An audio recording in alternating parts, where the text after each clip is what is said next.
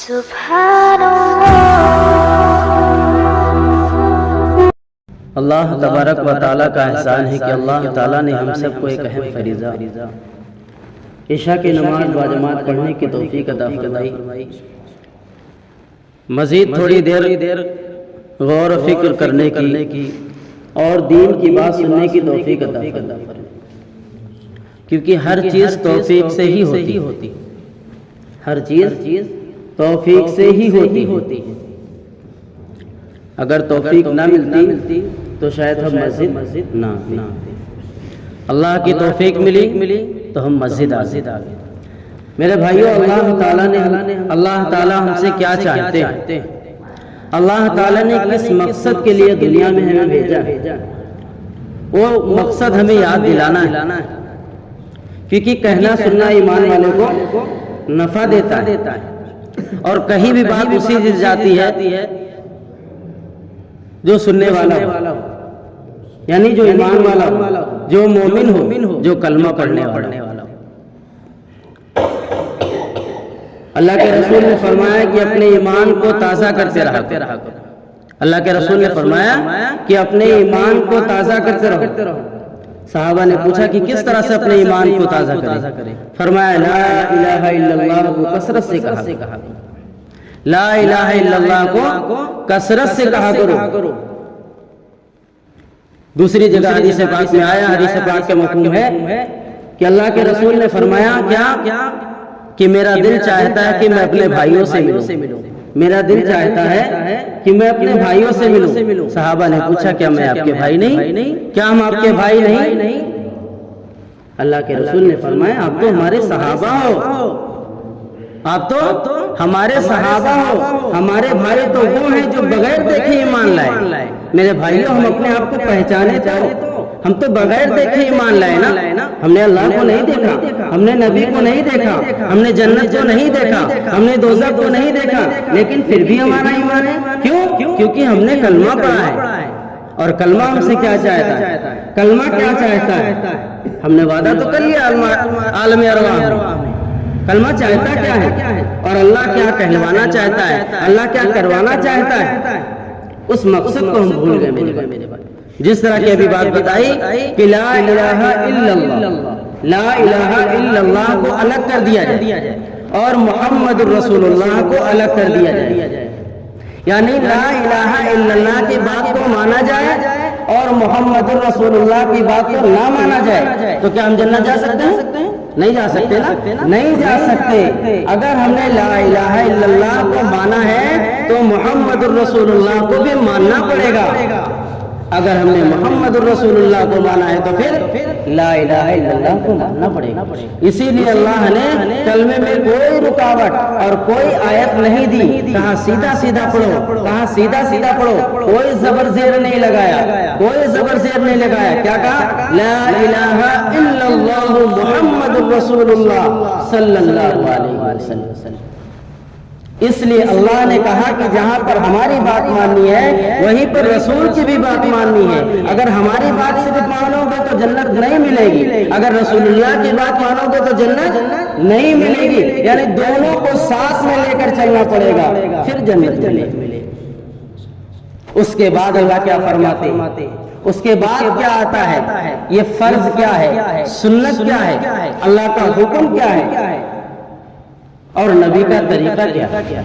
نبی کا طریقہ، اللہ کا حکم، یعنی اللہ نے قرآن پاک میں فرمایا، کیا فرمایا؟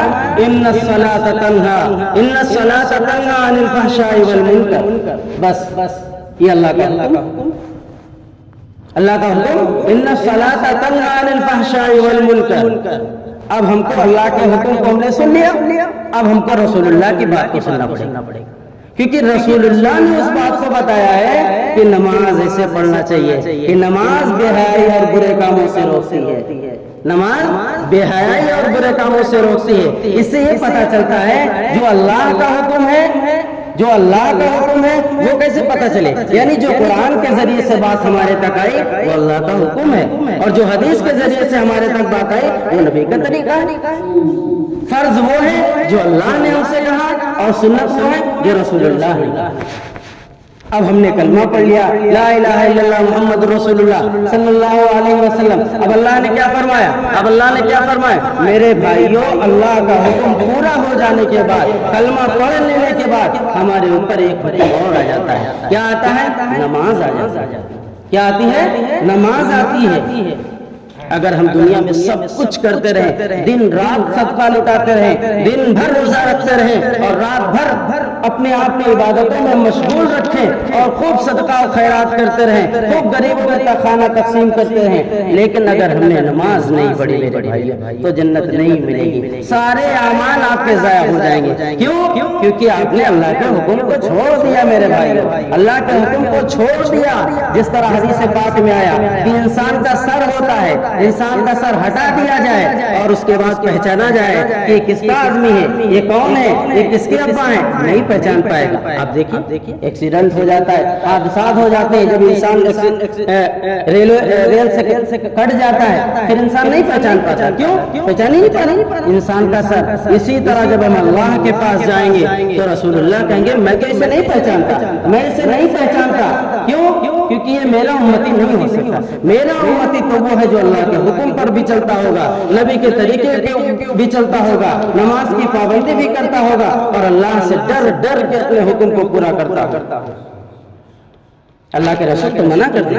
آج ہم نماز نہیں پڑھ رہے، آج ہم مسجد سے اتنے دور ہیں، اتنا دل گندا ہو گیا کہ دین کی بات سننے کا دل ہی نہیں کرتا. ابھی رمضان آ جائے، کچھ لمحے کا فرق ہے، ابھی رمضان آ جائے گا پھر کیا ہوگا؟ آدمی کہتے ہیں شیطان کو تو قید کر دیا گیا، ابلیس کو تو قید کر دیا گیا، پھر گناہ کیوں ہو رہا ہے؟ میرے بھائیوں، آپ نے دیکھا لوہار کس طرح چلاتا ہے؟ لوہار کس طرح آگ کو، لوہے کو گرم کرتا ہے. جب لوہا ایک دم لال ہو جاتا ہے اس کے بعد وہ پانی میں ڈالتا ہے، اور پانی میں ڈالنے کے بعد پھر بھی اس کو چھوڑو تو گرم رہتا ہے لوہا. اسی طرح سال بھر ہم نے گناہ کیے، سال بھر نافرمانی کی، سال بھر جھوٹ بولا اور ہر طرح کے گناہ کیے. ایک رمضان آیا ہمارے پاس، ایک مہینے کا ٹائم ملا، میرے بھائیوں گناہ تو ہو جاتا ہے. کیوں؟ کیونکہ اس کا اثر باقی رہا. اور ہم نے ہمیشہ نمازیں چھوڑتی رہی. اب آدمی کہتا ہے سب کچھ تو ہم کر رہے ہیں، نمازی تو نہیں پڑھ. نہیں میرے بھائیوں، ایمان لانے کے بعد، کلمہ پڑھ لینے کے بعد ہمارے اوپر نماز فرض ہو جاتی ہے. اگر دنیا میں رہ کر ہم نے نمازوں کو چھوڑ دیا تو میرے بھائی ہم خسارے میں، کیونکہ نماز دین کا ستون ہے، نماز آنکھوں کی ٹھنڈک ہے. جو نماز نہیں پڑھتا اس کا دین کے اندر کوئی حصہ نہیں. حدیث پاک میں آیا جس کی نماز اچھی اس کے سارے اعمال اچھے، جس کی نماز خراب اس کے سارے اعمال خراب. اب ہم خود اندازہ لگائیں کہ نماز کیا اللہ حکم فرما رہا ہے؟ ان الصلاۃ تنہی عن الفحشاء والمنکر. نماز بے حیائی اور برے کاموں سے روکتی ہے. نماز بے حیائی اور برے کاموں سے روک رہی. ہمیں کہاں روک رہی؟ ہم تو نماز بھی پڑھ لیں، جمعہ بھی پڑھ لیں، روزہ بھی رکھ لیں، تہجد بھی پڑھ لیں، دعا بھی مانگ لیں، سب کچھ کر رہے ہیں، پھر بھی نماز بے حیائی اور برے کاموں سے نہیں روک رہی. کیا غلطی ہے؟ کیا دقت ہو رہی ہے؟ کیا پریشانیاں ہیں؟ کیوں؟ کیونکہ ہم اللہ کے حکم کو صحیح طریقے سے ادا نہیں کریں. صحابہ کس طرح نماز پڑھا کرتے تھے؟ ان کے لیے تو 2 رکعت کافی تھے نا. 2 رکعت پڑھتے اور سارے مسئلے حل کر لیا کرتے تھے. آج تو ہم لوگ صلاۃ التسبیح بھی پڑھتے ہیں نا، تہجد بھی پڑھتے ہیں، تنہائیوں میں بھی پڑھتے ہیں، اور ہماری نماز کا حل کیا ہے؟ کیوں؟ کیونکہ نماز اللہ کا کلام تو بالکل حق ہے، سچ ہے، اس میں کوئی جھٹلا نہیں سکتا. نماز میں بالکل حق ہے، سچ ہے، کیونکہ نماز میں ہمارے کمی. کیوں؟ کیونکہ اللہ نے فرمایا ان الصلاۃ تنہی عن الفحشاء والمنکر. نماز بے حیائی اور برے کاموں سے روکتی ہے. کب؟ جب نماز کو نماز کی طرح پڑھا جائے، جب نماز کو صحابہ کی طرح پڑھا جائے، جب نماز کو نبی کی طرح پڑھا جائے.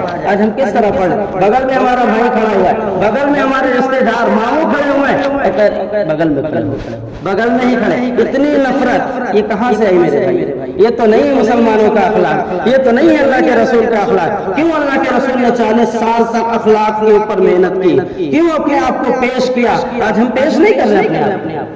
2 टाइम की नमाज पढ़ ली, उसके बाद दिन की दावत दे दी है और कहते हैं हमारी बातों का सुनता ही नहीं, हम क्या कहेंगे, हम तो सिर्फ अपना पढ़ेंगे। अल्लाह के रसूल ने 40 साल तक अपने आप को दिखाया लोगों के सामने ताकि लोग इत्मीनान करें, उनको यकीन जाने कि वो सच्चे हैं। आज हम किस तरह दिखा रहे हैं, आज हम किस तरह अपने अखलाक को पेश कर रहे हैं। आज हमारे अखलाक नहीं सही, आज हमारे अखलाक बिल्कुल नहीं सही। अल्लाह के रसूल मस्जिद नबी में बैठे, अल्लाह के रसूल मस्जिद नबी में बैठे, काफिर आता है पेशाब करना शुरू कर देता है, अल्लाह के रसूल मना करते हैं, सहाबा दौड़ते हैं उनको मारने के लिए, अल्लाह के रसूल मना करते हैं, नहीं नहीं मत करो, जाओ साफ करो। सहाबा जाते हैं, उसको साफ करते हैं, उस काफिर को बुलाते हैं, यहाँ यहाँ ये मस्जिद अल्लाह का घर है, ये मस्जिद अल्लाह का घर है, ये इबादत की जगह है, ये पेशाब करने की जगह नहीं है। वो अल्लाह के रसूल के कदमों में गिर जाता है और कहता है अल्लाह के रसूल मुझे तो कलमा पढ़ा दीजिए, मैं तो आपका अखलाक से करने आया था, हम तो 5 टाइम की नमाज पढ़ लें, तहज्जुद भी पढ़ लें, झूठ भी बोल लें, सब कुछ कर लें, फिर कहते हैं हम तो दावत दे रहे हैं, कोई हमारी बात सुनता ही नहीं। क्यों नहीं सुनेगा?